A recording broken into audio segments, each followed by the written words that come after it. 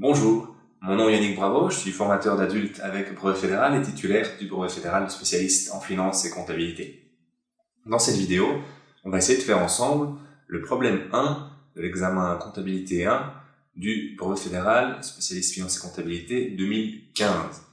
Donc c'est un problème qui avait 5 problèmes dans cet examen 2015, 5 problématiques différentes liées à la compta générale.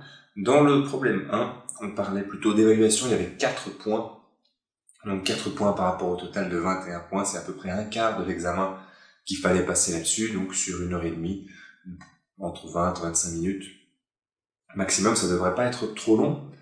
Je vous recommande bien sûr d'avoir fait l'examen d'abord, ensuite de regarder, le corriger s'il y a des problèmes. Vous constatez que les 5 exercices peuvent être résolus indépendamment, donc ça c'est important quand il y a le vrai examen, de gagner du temps, d'aller en premier où vous pouvez chasser beaucoup de points.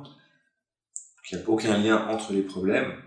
On était en 2015, alors 2015 c'est quelques temps après le nouveau droit comptable qui était entré en vigueur en 2013, on nous rappelle qu'il fallait faire attention à ça.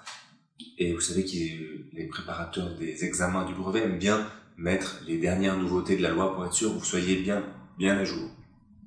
Donc en termes d'évaluation, premier problème, on nous parle d'une société anonyme qui a un chiffre d'affaires de 400 000, qui tient un compte de stock avec des inventaires permanents.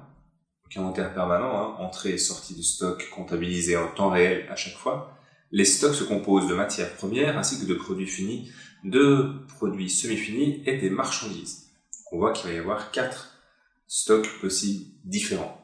L'inventaire à fin 2014 donne les valeurs finales des produits finis et semi-finis suivants. Produit semi-fini B, on a 12 pièces qui ont coûté 25 francs en moyenne, et c'est une augmentation de stock de 5 pièces. Pour le produit fini C, on a 10 pièces en stock qui ont coûté 45 en moyenne, une diminution de stock de 6 pièces. Le prix de revient est déterminé au moyen d'un taux de majoration de 20%, donc on va rajouter sur le coût de production. Et on nous dit que la SA établit un compte d'exploitation basé sur les charges de fabrication. Sur quel compte, y compris le numéro, faut-il comptabiliser les variations de stock des produits semi-finis? Quel article de loi y fait foi?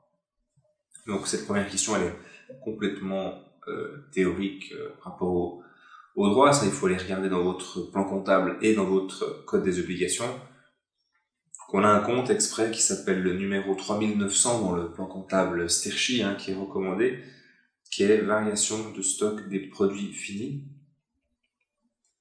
Et l'article de loi qui s'y rapporte, il faut faire attention quand vous êtes dans le code des obligations à l'article 959, parce qu'il y a 2 manières de tenir le compte de résultat. Il faut bien prendre la bonne. Ici, on nous dit qu'on a un compte d'exploitation basé sur les charges de fabrication.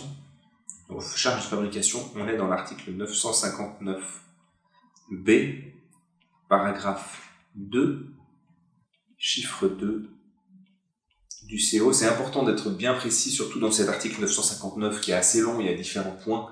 Soyez précis, on est dans le paragraphe 2, le chiffre 2. Ça, c'est la petite question A. On nous demande ensuite d'expliquer brièvement comment une opération devrait être traitée s'il s'agissait d'une entreprise individuelle, toute chose égale par ailleurs.